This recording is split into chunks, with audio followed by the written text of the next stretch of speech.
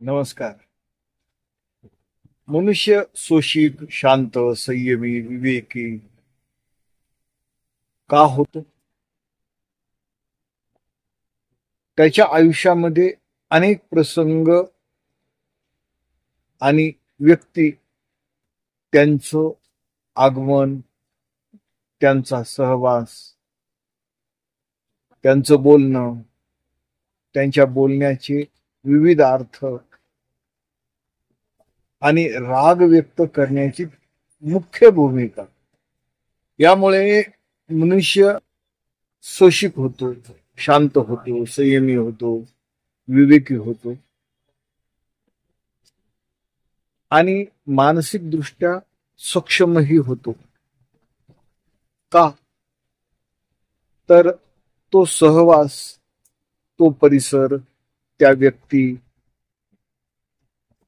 त्या व्यक्तींचे अनुभव आपले जरी नसले तरी इतरांच्या बाबतीत ते माणसं कशी वागत होती, कशी वागत आहेत, याचा सर्वांगीण अभ्यास सोशिक, शांत, संयमी माणूस हा करत असतो. त्याचा जीवन प्रवास जरी सक्षम इतका नसला तरी तो सावधतेनं हे जग अनुभवत असतो. त्यामुळे एवढी अटॅचमेंट ठेवित नाही. ही शांत, संयमी, विवेकी माणसाचे लक्षण असते.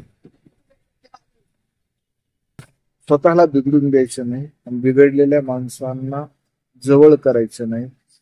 हा लक्ष्मण रेषेसारखा स्वतःला लावून घेतलेले बंधन असतं. कारण तर्क असतो, मानस असतो, प्रसंगाव सावधानता असते. ही माणसं वागतात कशी, ही माणसं बोलतात कशी, क्षण मात्रात ज्यांना राग येऊ शकतो, ज्या रागाची किंमत, मूल्यमापन काही एक नसतं, त्यातून फायदाही नसतो. राग म्हणजे वस्तू नाही की ज्याचं बाजार मूल्य होऊ शकतं. व्यक्तीचा स्वभाव असतो, तो सुधारणं शक्य नसतं.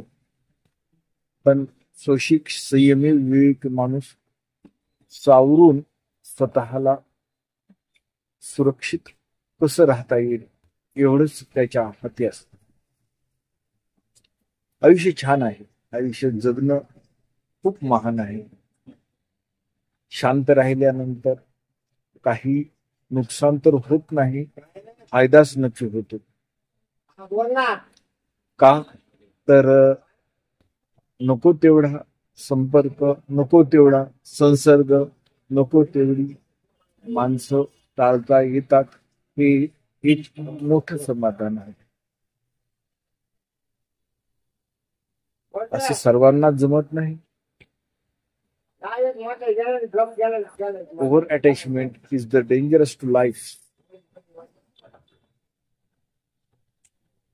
जवळीकता, समीपता आणि अटॅचमेंट हे दुःखाला कारण असते.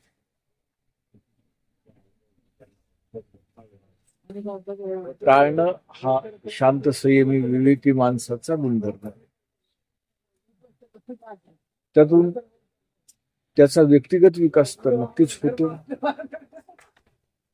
नुकसान तर होत नाही. हे विशेष. कारण व्यक्तिगत आयुष्य छान जगता यावं यासाठी स्वतःचे बंधन, स्वतः घालून ठेवलेल्या लक्ष्मण रेखा ह्या बहुउपयोगी असतात. त्यातून फायदा हा नक्कीच होतो.